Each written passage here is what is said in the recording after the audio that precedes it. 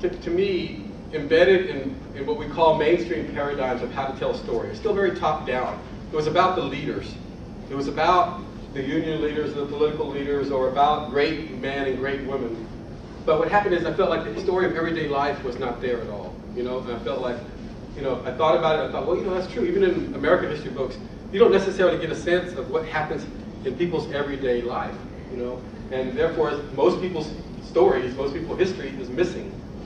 And what I felt like, this is what I got out of literature, is that I read a story of a time and place and somebody's point of view, and you got to enter into that life, and you got to identify with that life. And oftentimes you identify with it because it was similar to yours, or because it was like your tios or your abuelos or something like that, And so, for me, I wanted to critique that history at the same time I was talking about the literature.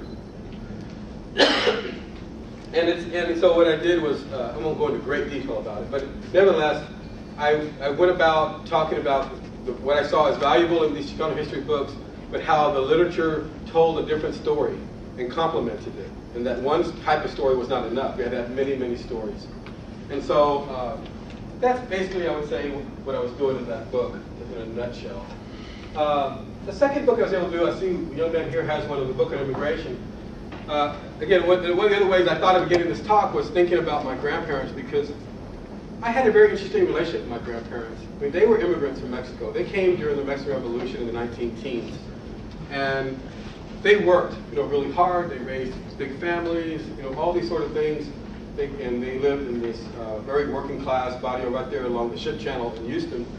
And none of them really spoke any English.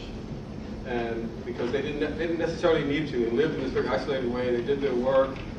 But my parents, on the other hand, Spanish was their first language, but they had all these lessons taught to them about how your child will be prohibited from progress if he or she doesn't speak English well.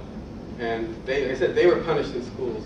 So they made a decision not to raise us speaking Spanish. Maybe little words here and there, things like that. But what happened is that all of a sudden we had this interesting language gap between us and our grandparents. Now, the reality is, it didn't stop us from relating to one another. I'd go spend weekends there. We got along. I can understand a little bit of Spanish. They can understand a little bit of English. And then just, with a lot of cariño and, all that, you get along. And so, I mean, I would have all these memories of, like, sitting on we'd go every Sunday to visit them, and that was, an important lesson for us to learn, too. But we'd be in the room, and parents and grandparents would be talking in Spanish, and we'd be, like, falling asleep. And so for me, it was this language of affection and comfort and home. Even though I didn't fully understand what was being said. Many years later, I'd get mad when I was trying to take Spanish classes, and most often it was taught to me by gringos, and I'd be like, there's something wrong with this, Why do they, first of all, they tell us to take it away, then they tell us we ought to have it. If you're really smart, it's like, well, why did they take it away in the first place, And what we saw as we were going to schools growing up was a lesson, don't speak Spanish in school, unless you're going to a really nice, quality elementary school, then we're going to raise kids speaking more than one language. So you had all these contradictions. Nevertheless, I had this opportunity to put this collection of immigrant literature together with a friend of mine who went to school, and those are the things that I was thinking about as we collect the stories. What made people, inspire people to leave a home, and the difficult choices involved with that, and to come to a new place and start over. And so we taught, that's the way the book is somewhat structured, is the stories of leaving, the stories of arrival, how they're treated, and the stories of the next generation and how they make adjustments and claim their place in American society. Oftentimes, claiming that place means standing up and speaking up. It's not about being passive. Because if you're passive, if you just sit still, people are going to run you over, And so that's part of the lesson we wanted to learn, was to show how partly about being American is about, acting and taking advantage of democracy to speak up. But democracy doesn't guarantee equality itself. You have to act within it. And so the stories that we tried to tell there was the many complexities of people from different cultures who come to the United States and their trials and tribulations. The next book that I did was with a friend of mine who I met in Austin, a poet who was, again, I talk about him as it's called Raul Salinas and the Gel Machine. My weapon is my pen. This is a man I met who, I had read his poetry in my first Chicano lit class, and I met him, and he's this little bitty man. I mean, it's like, I don't know what he was, 5 foot, and skinny, long trenza, gray hair, and braided, and kind of just always angry. I mean, he didn't trust you right away, and always skeptical of anybody from the university. And I learned that he had spent from 1959 to 1972.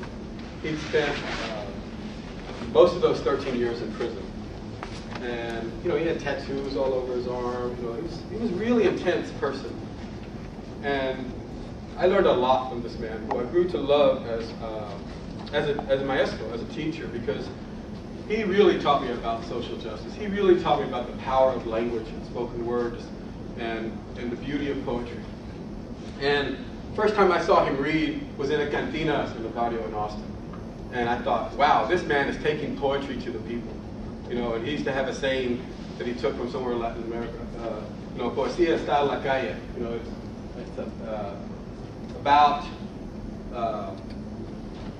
But I helped him publish some of his poetry, because he was not about being an artist that was above the world. He was about being an artist with the world. He was about speaking on behalf of others and using language to understand that if he had the privilege and the power to learn how to use language powerfully, then he had to have a purpose behind it. It couldn't just be about, oh, I'm an artist who goes in my ivory tower and writes. Instead, he put everyday language in poetry that was just beautiful. And I would encourage you to look his work up sometime, or if you look up him even on YouTube, you can see him reading.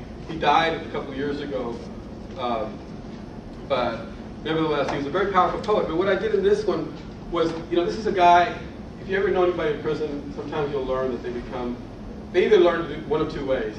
That they have to live with very little, and therefore they don't really hold on to anything, or they become, what do you call it? When you collect a lot of stuff? Pack rats. And he was a pack rat. He would say stuff, and a lot of he was involved in, and he came of age in prison too. I mean, he went in prison for selling weed or something every time. But ultimately, he went through this journey of transformation in prison, where he had teachers there who were part of the social struggle in the 60s, who taught him about, like, look, you might be a social criminal now, but they taught him to become, a political animal in prison, to understand that prisons were set up as human warehouses, and they kept you there, and they pitted you against your fellow human beings. And he, instead of saying only it's going to be Chicanos against blacks, against whites, against whoever, instead they learned to bond with people as allies in prison in a very powerful way. And he would write these amazing letters doing outreach to people out of prison, political treatises, letters to individuals talking about the changes he was going through. And it's, almost like painful. You would think, it was this very painful transformation of having to let go of old values and changing himself. And I think of him as a representative person rather than a unique person, although I don't really know anybody else like him. But for me, representative in the sense that he represents the potential of human capital that's wasted in our prison. And here was somebody who was just everyday, but who had also grown up as a young pachuco, somebody who was a young cholo, he was defiant against society because they treated him like crap in the schools. And what he would do is act out. He said, I was a good student, but you know what?